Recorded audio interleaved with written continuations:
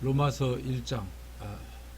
예수 그리스도의 종 바울은 사도로 부르심을 받고 하나님의 복음을 전하기 위해 거룩하게 구별되었습니다. 이 복음은 하나님께서 자신의 대언자들을 통하여 거룩한 성경에 미리 약속하신 것으로 그의 아들에 관한 것입니다. 그분께서는 육신으로는 다윗의 후손으로 태어나시고 거룩한 영으로는 죽은 사람들 가운데서 부활하여 능력으로 하나님의 아들임이 인정되신 우리 주 예수 그리스도이십니다. 그분을 통해 은혜와 사도의 직책을 받은 것은 모든 나라 사람들이 믿고 순종하도록 하기 위해서입니다. 여러분도 그들 가운데서 예수 그리스도의 부르심을 받은 사람들입니다. 하나님의 사랑을 받아 성도가 된 로마의 모든 사람에게 하나님 우리 아버지와 주 예수 그리스도의 은혜와 평안이 함께하기를 바랍니다. 나는 무엇보다도 여러분이 온 세상에 널리 알려지고 있기 때문에 예수 그리스도를 통해 내 하나님께 감사를 드립니다. 내가 그리스도에 대한 복음을 전하며 정성껏 하나님을 섬기는 것과 또 여러분을 기억하며 쉬지 않고 기도하는 것을 하나님께서도 잘 알고 계십니다. 나는 하나님의 뜻 안에서 여러분에게 갈 수 있는 길이 열리기를 늘 기도하고 있습니다. 내가 여러분을 간절히 만나려고 하는 것은 영적인 선물을 나눔으로써 여러분의 믿음을 강하게 하려는 것입니다. 여러분과 내가 서로 믿음을 통해 힘을 얻으려는 것입니다.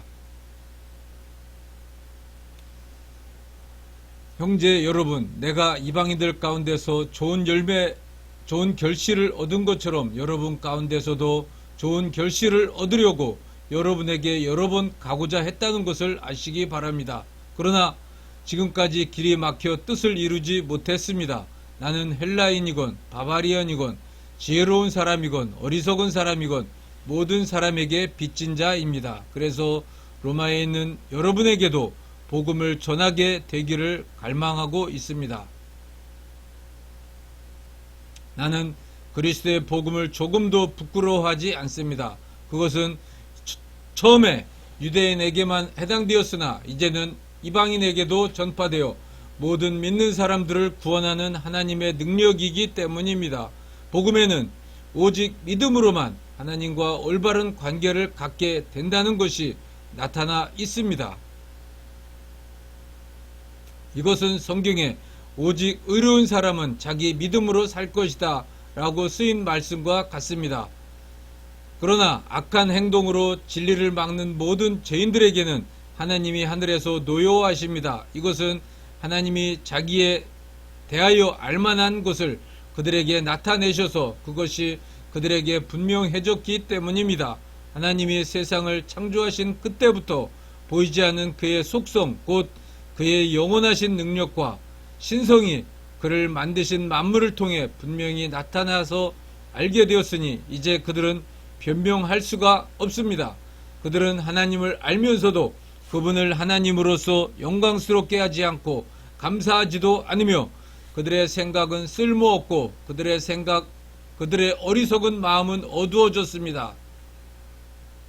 그들은 스스로 지혜로운 체 하지만 사실은 어리석어서 영원히 살아계시는 하나님을 섬기지 않고 오히려 썩어 없어질 사람이나 새나 짐승이나 기어다니는 동물 형상의 우상을 섬기고 있습니다. 그러므로 하나님은 그들이 마음의 정욕대로 추잡하게 살도록 내버려 두셨고 그들은 서로 몸을 더럽혔습니다. 그들은 하나님의 진리를 거짓된 것으로 바꾸었고 창조주 하나님보다는 그분이 만드신 것들을 더 경배하며 섬겼습니다.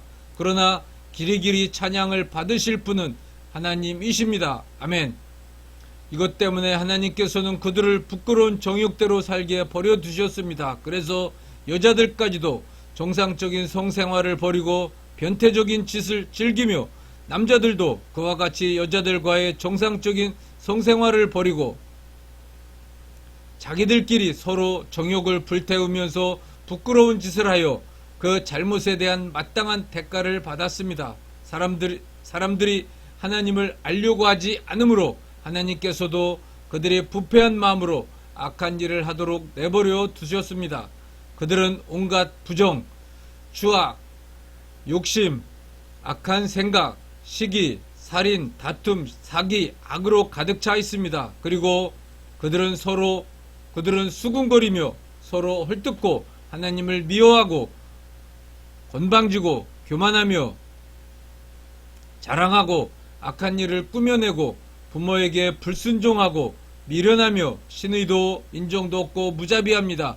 이런 식으로 사는 사람은 죽음을 당한다는 하나님의 법을 알면서도 그들은 자기들만 이런 짓을 하는 것이 아니라 이렇게 하는 사람들을 옳다고 두둔하기까지 합니다. 2장. 여러분은 남을 판단하고 있습니까? 그렇다면 여러분은 죄인이 아니라고 변명할 수 없습니다. 왜냐하면 여러분도 그들과 똑같은 일을 하고 있기 때문입니다. 이런 일을 하는 사람에게는 하나님의 정의 심판이 내린다는 것을 우리는 알고 있습니다. 남을 판단하는 사람은 자기도 같은 일을 하면서 하나님의 심판을 피할 수 없을 것입니다. 하나님의 자비로 인해서 사람이 회개하게 된다는 것을 모르고 오히려 그분의 넘치는 자비와 너그러움과 참으심의 풍성함을 멸시하느냐. 이런 사람은 고집이 세고 회개하지 않기 때문에 하나님의 정의 심판날에 받을 형벌을 스스로 쌓고 있는 것입니다. 하나님은 모든 사람에게 그 행위대로 갚아주실 것입니다. 참고 꾸준히 선한 일을 하며 영광과 존귀와 썩지 않을 것을 구하는 사람에게는 하나님께서 영원한 생명으로 갚아주시고, 이기적이며 진리에 순종하지 않고 불의를 따르는 사람에게는 분노와 형벌로 갚으실 것입니다. 악한 일을 하는 사람은 유대인뿐만 아니라 이방인까지도 환난과 고통을 당할 것이며, 선한 일을 하는 사람에게는 영광과 존귀와 평안이 있을 것입니다. 이것도 유대인이나 이방인이 마찬가지입니다. 하나님은 모든 사람을 차별하지 않고 똑같이 대하시기 때문입니다. 율법 밖에서 죄짓는 사람은 율법에 밖에서 멸망하고 율법 안에서 죄짓는 사람은 율법으로 심판을 받을 것입니다. 하나님 앞에서 의롭다는 인정을 받을 사람은 율법을 듣기만 하는 사람이 아니라 율법대로 사는 사람입니다. 율법 없는 이방인들이 본능적으로 율법이 요구하는 것을 실천하면 그들에게 율법이었어도 그들 자신이 자기에게 율법이 됩니다. 그들의 행동은 율법이 하는 일이 그들의 마음에 기록되어 있다는 것을 보여주며 그들의 양심도 이것이 사실임을 증거하고 있습니다. 왜냐하면 그들의 생각이 서로 고발하며 변명하기 때문입니다. 내가 전한 복음에서 말한 것처럼 하나님께서 예수 그리스도를 통하여 사람들의 모든 비밀을 심판하실 날이 반드시 올 것입니다. 그러나 유대인 여러분은 어떻습니까? 여러분은 율법을 의지하고 하나님을 자랑하며 율법에서 교훈을 받아 하나님의 뜻을 알고 세상의 것을 가려낼 줄 압니다.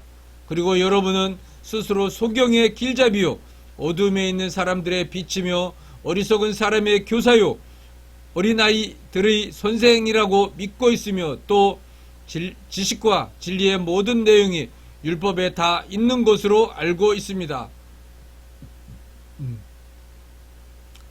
그런 분이 남을 가르치면서도 왜 여러분 자신은 가르치지 못합니까? 도둑질 하지 말라고 하는 여러분이 도둑질하고 간음하지 말라고 하는 여러분이 간음하고 우상을 지긋지긋하게 여기는 여러분이 신전의 물건을 훔치고 율법을 자랑하는 여러분이 율법을 어겨 하나님을 욕되게 하다니 말이나 됩니까? 그것은 성경에 하나님의 이름이 너희 때문에 이방인들 가운데서 모독을 당한다 라고 기록된 말씀과 같습니다. 율법을 지키면 여러분의 할례가 가치가 있으나 율법을 어기면 할례를 받지 않은 것처럼 되고 맙니다. 그러므로 할례를 받지 않은 이방인이라도 율법을 잘 지키면 하나님은 그를 할례받은 사람으로 여기시지 않겠습니까? 그래서 본래 할례 받지 않은 사람이 율법을 지킨다면 오히려 그가 할례를 받고 율법을 잘 알면서도 그것을 어기는 여러분을 판단하게 될 것입니다. 유대인으로 태어났다고 해서 참 유대인이 아니며 육체의 할례를 받았다고 해서 참 할례가 아닙니다. 오히려 마음에 참된 변화를 받은 사람이라야 참 유대인이며 기록된 율법이 아닌 성령에 의한 마음의 할례가 진정한 할례입니다. 이런 사람은 칭찬을 사람에게서 받는 것이 아니라 하나님에게서 받습니다. 3장 물 좀 한 잔 먹겠습니다.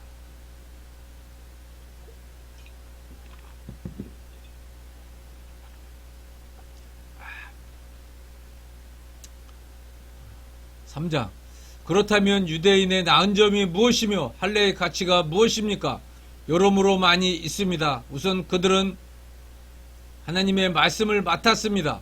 그런데 만일 그들 가운데 어떤 사람들이 믿지 않았으면 어떻게 하겠습니까? 그들이 믿지 않는다고 하나님의 신실하심이 어디 가겠습니까? 결코 그렇지 않습니다.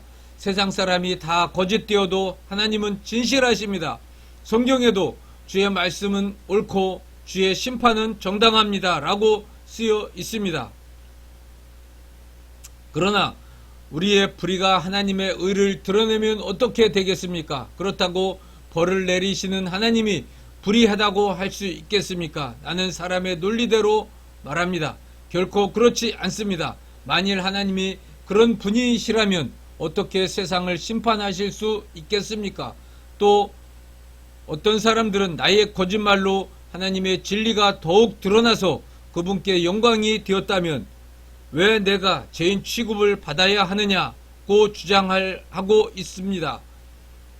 그리고 어떤 사람들은 우리가 선을 이루기 위하여 악을 행하자고 말했다면서 우리를 헐뜯고 다니는데 그들은 당연히 죄인 취급을 받아야 합니다. 그러면 우리가 이방인보다 낫단 말입니까? 전혀 그렇지 않습니다.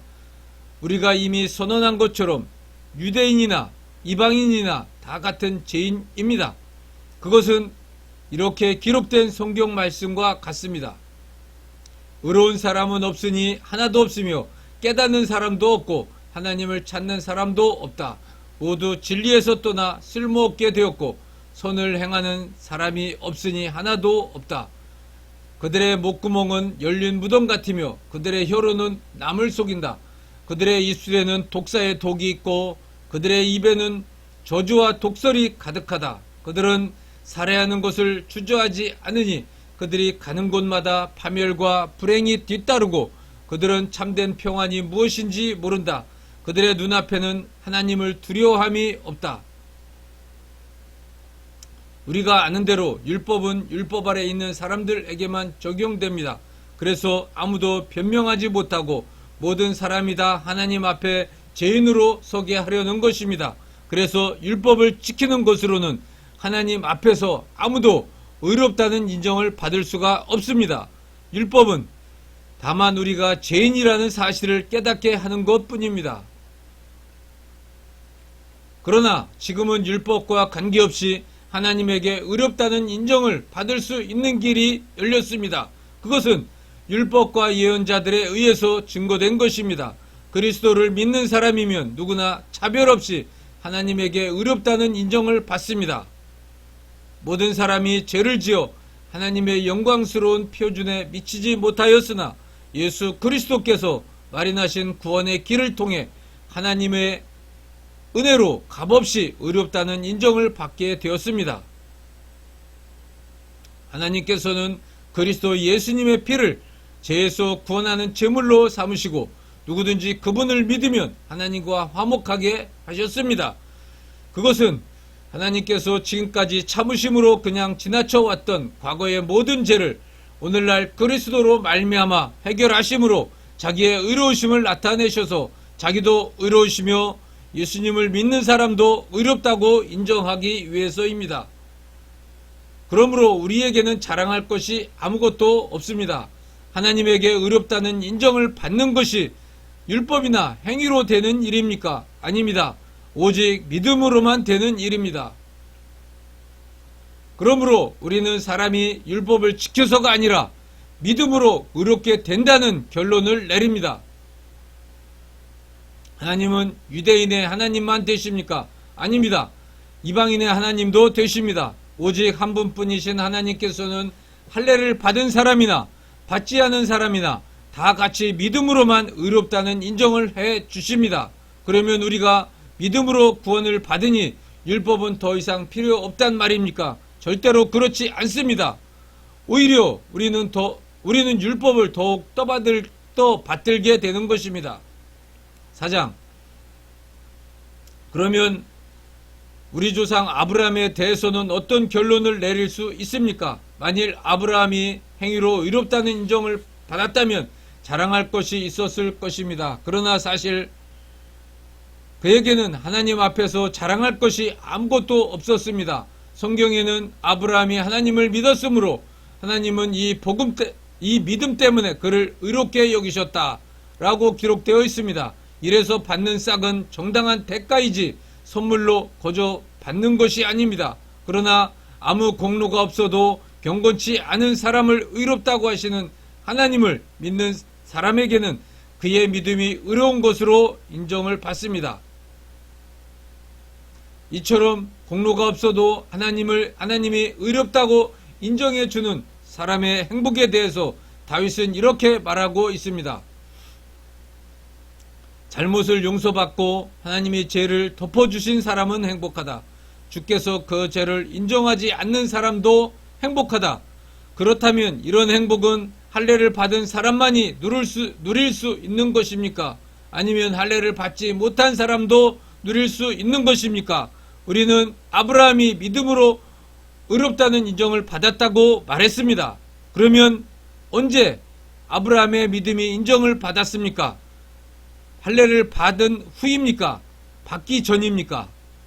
그것은 할례를 받은 후가 아니라 받기 전이었습니다. 아브라함은 할례를 받기 전에 이미 의롭다는 인정을 받은 표로서 후에 할례를 받았습니다. 아브라함은 할례를 받지 않고도 하나님을 믿어 의롭다는 인정을 받은 모든 사람들의 조상이 되었습니다. 그는 또 할례를 받은 사람들의 조상이기도 합니다. 다시 말해서 그는 할례를 받은 사람들 뿐만 아니라 우리 조상 아브라함이 할례를 받기 전에 가졌던 믿음을 쫓아 사는 사람들의 조상도 되는 것입니다. 하나님께서 아브라함과 그 후손에게 온 세상을 주겠다고 약속하신 것은 아브라함이 율법을 지켜서가 아니라 그가 믿고 의롭다는 인정을 받았기 때문입니다.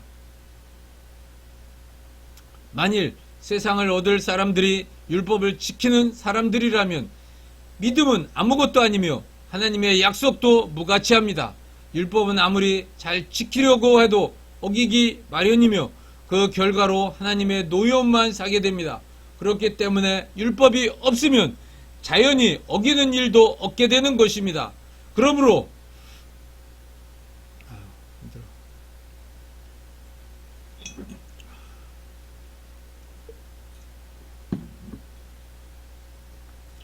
그 약속은 믿음에 근거한 것입니다.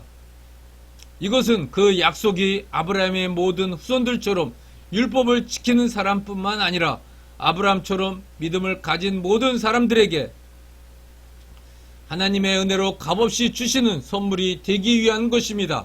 아브라함은 우리 모든 사람들의 조상입니다. 이것은 성경에 내가 너를 많은 민족의 조상으로 세웠다 라고 기록된 말씀과 같습니다. 그는 하나님 앞에서 우리 조상이 된 것입니다. 그가 믿은 하나님은 죽은 사람을 살리시고 없는 것을 있게 하시는 분이십니다. 아브라함은 도저히 불가능한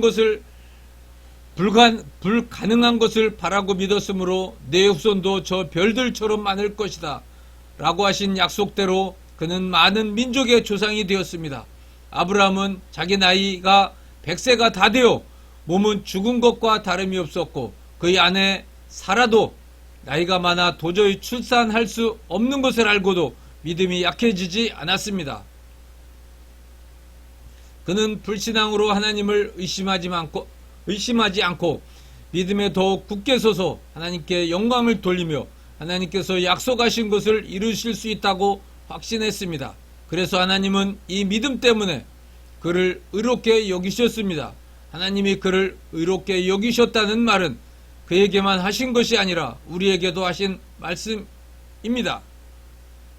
우리 주 예수님을 죽은 사람 가운데서 다시 살리신 하나님을 믿는 우리는 다 의롭다는 인정을 받게 될 것입니다. 예수님은 우리 죄 때문에 죽음을 당하셨고 우리가 의롭다는 인정을 받게 하시려고 다시 살아나셨습니다.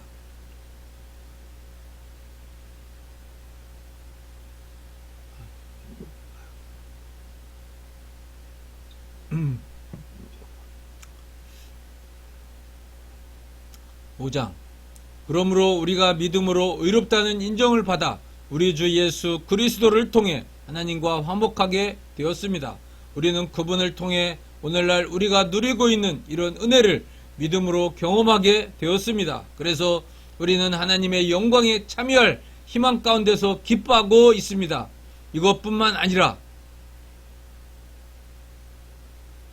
우리가 고난 중에서도 기뻐하는 것은 고난은 인내를, 인내는 연단된 인격을, 연단된 인격은 희망을 갖게 한다는 것을 알기 때문입니다. 이 희망은 우리에게 실망을 주지 않습니다. 그것은 하나님이 우리에게 주신 성령으로 우리 마음에 그분의 사랑을 부어 주셨기 때문입니다. 우리가 아직 무력한 상태에 있을 때 그리스도께서 우리 죄인들을 위해 죽으셨습니다. 혹시 선한 사람을 위해 죽겠다고 나서는 사람은 있을는지 몰라도 의로운 사람을 위해 죽는 사람은 거의 없습니다. 그러나 우리가 아직 죄인이었을 때에 그리스도께서 우리를 위해 죽으심으로 하나님께서 우리에 대한 사랑을 나타내셨습니다. 우리가 그리스도의 피로 의롭다는 인정을 받았으니 틀림없이 그분을 통해 하나님의 무서운 형벌에서 구원을 받을 것입니다. 우리가 하나님과 원수 되었을 때 그리스도의 죽으심으로 하나님과 화목하게 되었다면 화목을 이룬 우리가 그의 살으심으로 구원받게 될 것은 뻔한 일입니다. 그러나 이것이 전부가 아닙니다. 우리를 하나님과 화목하게 하신 우리 주 예수 그리스도를 통해 우리는 하나님 안에서 기쁨도 누리고 있는 것입니다. 한 사람을 통해 죄가 이 세상에 들어왔고 죄를 통해 죽음이 온 것처럼 모든 사람이 죄를 지었기 때문에 온 인류에게 죽음이 퍼지게 되었습니다. 율법이 있기 전에도 세상에 죄가 있었으나 그때는 율법이 없어서 죄를 죄로 여기지 않았습니다. 그럼에도 불구하고 죽음은 아담으로부터 모세에 이르기까지 아담이 지은 죄를 짓지 않은 사람들까지 지배하였습니다. 아담은 오실 그리스도의 모형이었습니다. 그러나 하나님이 거저 주시는 선물은 아담이 지은 죄와 같지 않습니다. 왜냐하면 아담 한 사람이 지은 죄로 많은 사람이 죽었지만 하나님의 은혜와 한 사람 예수 그리스도의 은혜의 선물은 더 많은 사람에게 넘쳤기 때문입니다. 또 거저 주시는 이 선물은 한 사람이 범죄로 인해 생긴 결과와 같지 않습니다. 한 사람이 지은 죄로 모든 사람이 죄인이라는 심판을 받게 되었으나 하나님이 거저 주시는 은혜의 선물로 많은 죄인들이 의롭다는 인정을 받게 되었기 때문입니다. 한 사람이 지은 죄로 죽음이 사람을 지배하였으나 하나님의 풍성한 은혜와 의의 선물을 받은 모든 사람들은 한 분 예수 그리스도를 통해 생명을 얻게 되었습니다. 그래서 한 사람이 범죄로 모든 사람이 죄인이라는 판정을 받게 된 것처럼 한 사람의 의로운 행동으로 모든 사람이 의롭다는 인정을 받아 생명을 누리게 되었습니다. 한 사람이 순종치 않음으로 많은 사람이 죄인이 된 것 같이 한 사람의 순종으로 많은 사람이 의롭게 될 것입니다. 율법이 들어와서 범죄가 늘어나게 되었으나 죄가 늘어난 곳에는 은혜도 더욱 풍성하였습니다. 그래서 죄가 죽음이란 수단으로 왕노릇하게 된 것처럼 하나님의 은혜는 의를 통해 군림하여 우리 주 예수 그리스도를 통해 우리를 영원한 생명으로 인도하게 되었습니다. 6장 그러면 하나님의 은혜를 더 받으려고 계속 죄를 지어야 하겠습니까? 결코 그럴 수 없습니다. 이미 죄에 대하여 죽은 우리가 어떻게 죄 가운데 그대로 살 수 있겠습니까? 여러분은 그리스도 예수님과 연합하는 세례를 받은 우리가 그분과 함께 죽었다는 사실을 모르십니까? 우리는 그분의 죽으심과 연합하는 세례를 받음으로써 그분과 함께 묻힌 것입니다. 이것은 그리스도께서 죽은 사람 가운데서 아버지의 영광으로 살아나신 것처럼 우리도 새로운 생명 가운데서 살도록 하기 위한 것입니다. 그리스도의 죽으심으로 우리도 함께 죽었다면 그분의 부활하심과 함께 우리도 틀림없이 부활하게 될 것입니다. 우리의 옛사람이 그리스도와 함께 십자가에 못 박힌 것은 죄의 매인 육체를 죽여서 다시는 죄의 종이 되지 않게 하려는 것인 줄 압니다. 죄에 대하여 이미 죽은 사람은 죄에서 해방된 것입니다. 만일 우리가 그리스도와 함께 죽었으면 또한 그분과 함께 살아날 것도 믿습니다. 우리는 그리스도께서 죽은 사람들 가운데서 살아나셨으므로 다시는 죽으실 수 없고 죽음이 더 이상 그분을 지배하지 못할 것으로 알고 있습니다. 그리스도께서는 죄에 대하여 단 한 번 죽으시고 하나님을 위해 영원히 살아계십니다. 이와 같이 여러분도 죄에 대해서는 죽은 사람이지만 하나님을 위해서는 그리스도 예수님 안에서 살아있다고 여기십시오. 여러분의 죽을 몸을 죄가 지배하지 못하게 하여 악한 욕망에 따르지 않도록 하십시오. 여러분은 몸의 어느 한 부분이라도 죄의 도구가 되게 해서는 안 됩니다. 오히려 죽은 사람 가운데서 다시 살아난 사람처럼 여러분 자신을 하나님께 바치고 여러분의 몸을 정의의 도구로 하나님께 드리십시오. 여러분은 율법 아래 있지 않고 은혜 아래 있기 때문에 죄가 여러분을 지배하지 못할 것입니다. 그러면 우리가 율법 아래 있지 않고 은혜 아래 있다고 해서 죄를 지어도 된다는 말입니까? 결코 그럴 수 없습니다. 여러분이 누구에게 자신을 바쳐 복종하면 그의 종이 된다는 것을 모르십니까?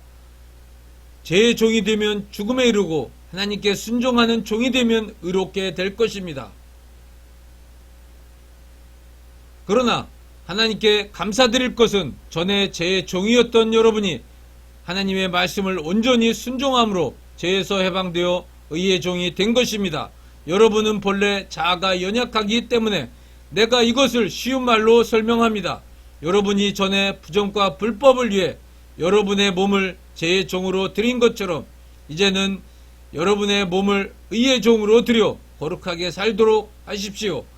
여러분이 죄의 종이었을 때에는 의와는 아무 상관이 없었습니다. 그 결과 얻은 유익이 무엇입니까? 지금 여러분이 부끄러워하는 것밖에 더 있습니까? 그런 생활의 결과는 영원한 죽음입니다. 그러나 이제 여러분은 죄에서 해방되어 하나님의 종이 되었고 거룩한 생활을 하게 되었으니 결과는 영원한 생명입니다. 죄의 대가는 죽음이지만 하나님께서 거저 주시는 선물은 우리 주 예수 그리스도 안에 있는 영원한 생명입니다.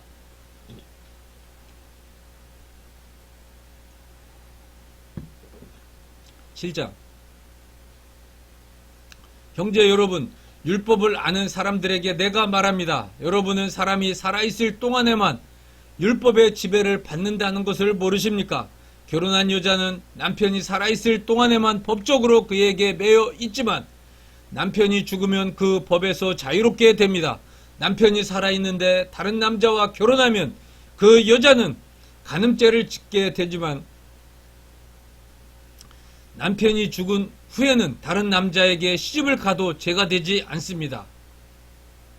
형제 여러분, 그러므로 십자가에 못 박히신 그리스도를 통해 여러분도 율법에 대하여 죽었습니다. 이것은 우리가 다른 분, 곧 부활하신 그리스도의 사람이 되어 하나님을 위해 열매를 맺기 위한 것입니다.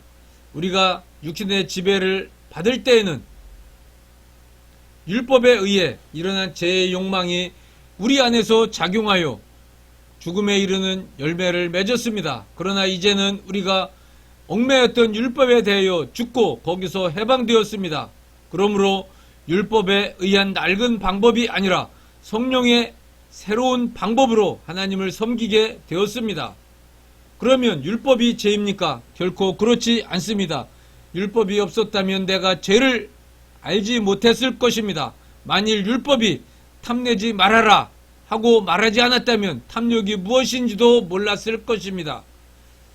그러나 제가 계명으로 기회를 틈타서 내 속에 온갖 탐심을 일으켜 놓았습니다. 그것은 율법이 없으면 죄는 죽은 것이기 때문입니다.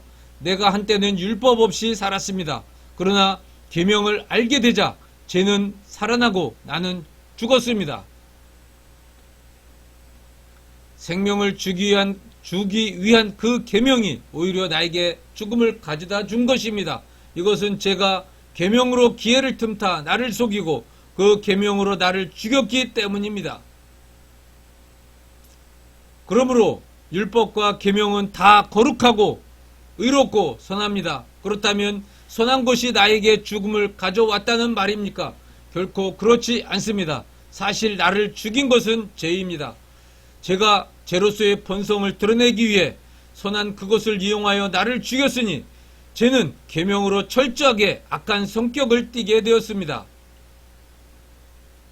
우리는 율법이 영적인 것이라고 알고 있는데 나는 육신에 속한 사람이 되어 죄의 종으로 팔렸습니다. 나는 내가 하는 일을 이해하지 못합니다. 이것은 내가 원하는 것은 하지 않고 도리어 원치 않는 것을 하기 때문입니다. 만일 내가 원치 않는 일을 하게 되면 그것이 율법이 선하다는 것을 내가 인정하는 것이 됩니다. 그러나 이것을 행하는 것은 내가 아니라 내 속에 있는 죄입니다. 선한 일을 하고 싶어 하면서도 그것을 실천하지 못하는 것을 보면 나의 옛사람 속에는 선한 것이 없음을 알 수 있습니다. 나는 내가 바라는 선한 일은 하지 않고 원치 않는 악한 일을 하고 있습니다. 만일 내가 원치 않는 것을 한다면 그렇게 하는 것은 내가 아니라 내 속에 있는 죄입니다. 여기서 나는 하나의 원리를 발견했는데 그것은 선한 일을 하려는 나에게 악이 함께 있다는 사실입니다. 나의 속사람은 하나님의 법을 좋아하지만 내 육체에는 또 다른 법이 있습니다. 그것이 내 생각의 법과 싸워서 나를 아직도 내 안에 있는 죄의 종으로 만들고 있다는 것을 알았습니다. 나는 얼마나 비참한 사람인가요? 누가 이 죽음의 몸에서 나를 구해내겠습니까? 우리 주 예수 그리스도로 말미암아 나를 구원해 주신 하나님께 감사합니다. 그런즉 내 자신이 마음으로는 하나님의 법을 따르고 육신으로는 죄의 법을 따르고 있습니다. 8장.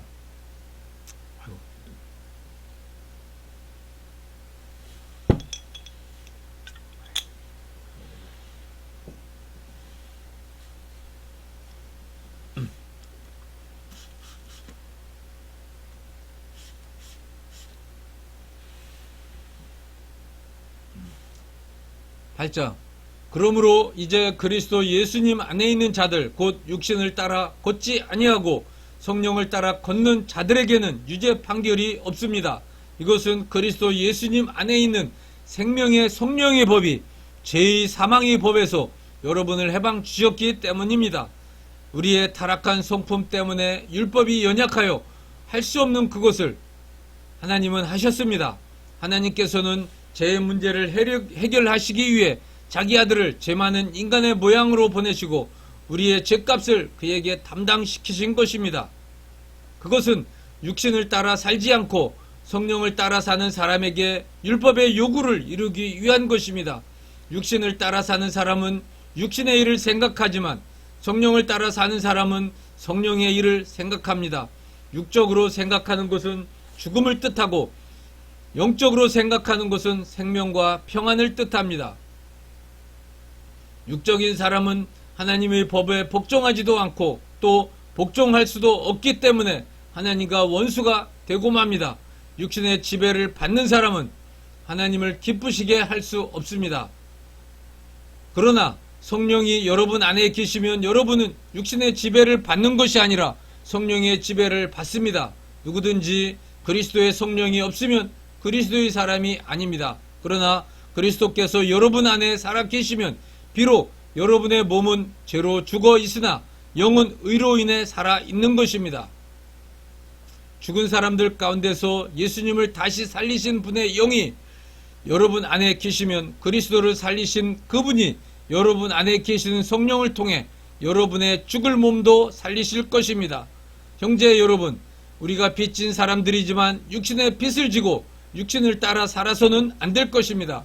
만일 여러분이 육신을 따라 살면 죽을 것이지만 성령을 통해 육적인 악한 행위를 죽이면 살 것입니다. 누구든지 하나님의 성령의 인도를 받는 사람은 다 하나님의 아들들입니다.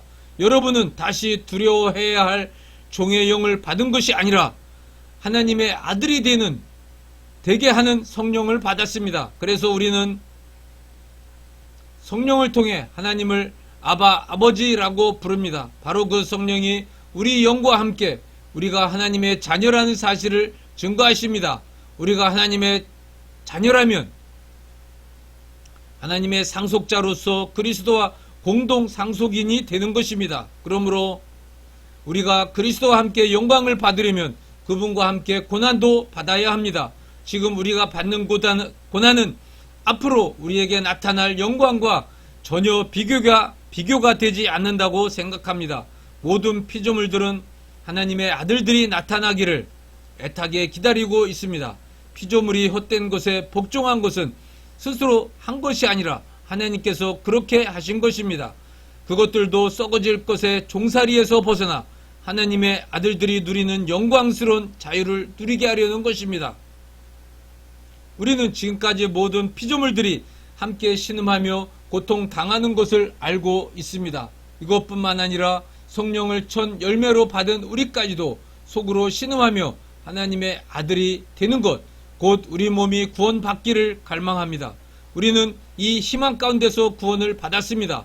그러나 보이는 희망은 희망이 아닙니다. 눈앞에 보고 있는 것을 누가 바라겠습니까? 만일 우리가 보지 못하는 것을 바란다면 참고 그것을 기다려야 할 것입니다. 성령도 우리의 연약함을 도와주십니다. 우리가 어떻게 기도해야 될지 모를 때 성령이 말할 수 없는 탄식으로 우리를 위해 기도해 주십니다. 사람의 마음을 살피시는 하나님은 성령의 생각을 아십니다. 이것은 성령께서 하나님의 뜻을 따라 성도들을 위해 기도하시기 때문입니다. 하나님을 사랑하고 그분의 계획대로 부르심을 받은 사람들에게는 결국 모든 일이 유익하게 된다는 것을 우리는 알고 있습니다. 하나님께서는 미리 아신 사람들이 자기 아들의 모습을 담게 하시려고 그들을 예정하시고 그리스도가 많은 사람들 가운데서 맏아들이 되게 하셨습니다. 하나님께서 예정하신 사람들을 부르시고 부르신 그들을 의롭다고 인정하시고 의롭다고 인정하신 그들을 또한 영화롭게 하셨습니다. 그렇다면 이 일에 대하여 무슨 말을 할 수 있겠습니까? 만일 하나님이 우리 편이시라면 누가 감히 우리를 대항할 수 있겠습니까? 자기 아들까지도